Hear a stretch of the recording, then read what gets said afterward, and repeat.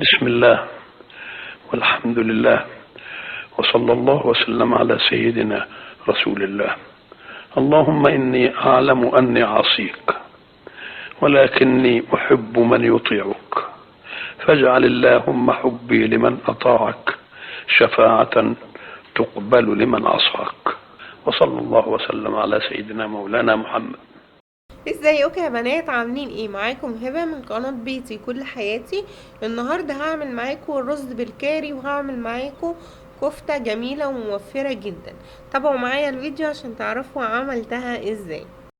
هبدأ دلوقتي اعمل الكفتة. اهو نص كيلو لحمة مفرومة، وهنا بصلاية، وهنا البقدونس، وشوية شبت وكزبرة، وهنا ايه فلفل. اول حاجة طبعا هفرم البصل، انعمه طبعا كويس خالص. هضيف معاه الفلفل، نفرمه شوية كمان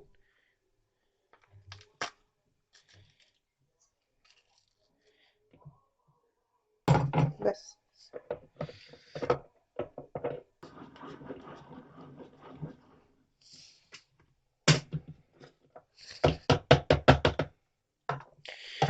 اهو كده قطعتهم بالشكل ده او فرمتهم كده.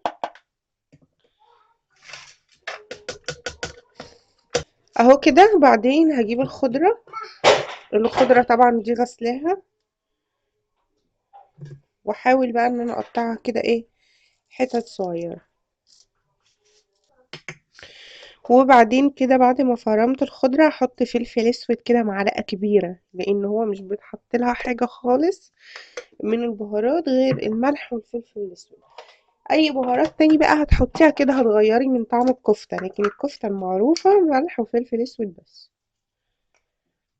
اهو كده.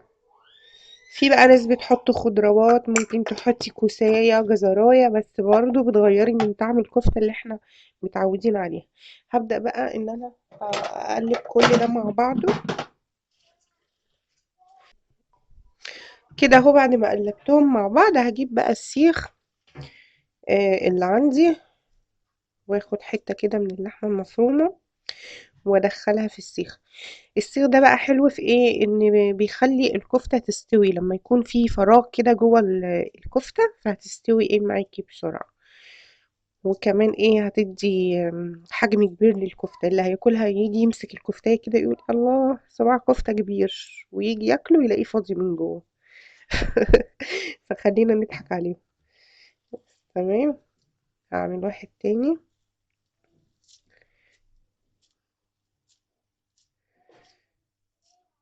لو ما عندكيش سيخ اعملي على اي حاجة كده تكون بالحجم ده، يعني طويلة كده عندك. آه شفت ناس بتعمله بمفك. لو عندك مفك طويل نضفيه اغسليه كويس واعملي ايه عليه. بس بتهيألي هتلاقوا بتاعة دي موجودة عندك، لان دي بتاعة الفرن اللي هي الشواية بتاعة الفرن. خلعتها وبعمل بيها. اكيد هتلاقي عندك زي دي في الفرن، خلعيها واعملي بيها برضه.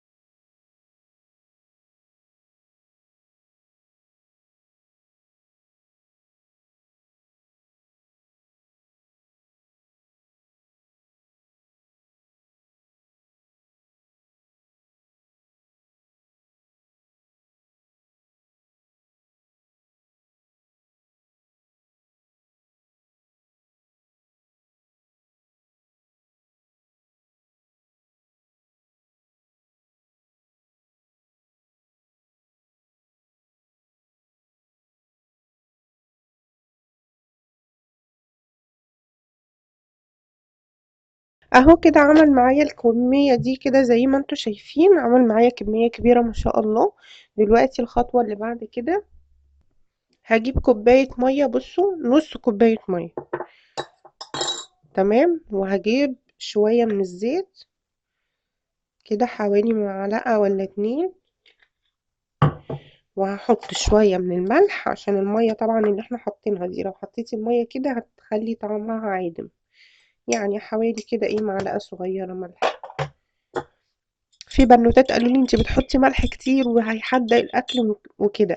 نوع الملح اللي انا بستعمله مش بيحدق للاسف، فبضطر ان انا احط منه كتير. وادوب كده مع بعضه، وارش كده ايه رشات كده ما بين الكفتة علشان ما تلزقش، وفي نفس الوقت الزيت ده يديها لمعة كده حلوة. تمام اهي كده، هي نص كوباية بس، وهدخلها بقى على الفرن. يعني تولعي الفرن وتحطيها على الشبكة لحد ما لونها يحمر، وهتلاقي كمان حجمها كش كده وقلت. عشان كده اعمليها كفتة تكون كبيرة شوية. ودلوقتي كده هعمل الرز اللي هو بالكاري، حطيته اهو في دلوقتي هعمل الرز اللي هو بالكاري، طريقته سهلة جدا. حطيته كده ايه في الحلة، وفيها مادة دهنية وغسل الرز كويس. هو سهل خالص يعني، مش بيحتاج افتكاسات.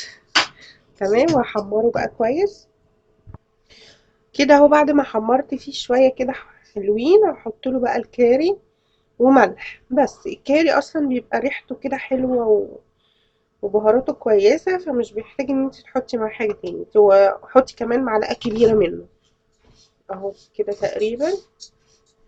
حطيت الملح اهو، بعدين هنزل عليه المية السخنة.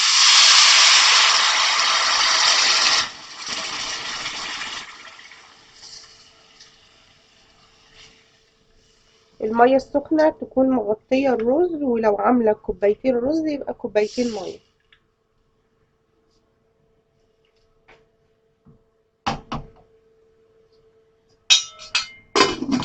اول ما يغلي ههدي عليه النار، وخلاص على كده هسيبه بقى يتشرب على نار هادية. كده اهو الاكل بعد ما خلص جميل جدا جدا. ودي شكل الكفتة. وعملت الرز اهو قدامكم لسه سخن، لسه مطلعاه من الحلة حالا.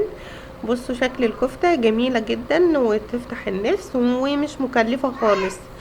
وكمان عملت جنب الاكل دوت سلطة بتبقى جميلة برضو جنبيه، وممكن تقدمي معاه مخلل او اي حاجات زي كده يعني.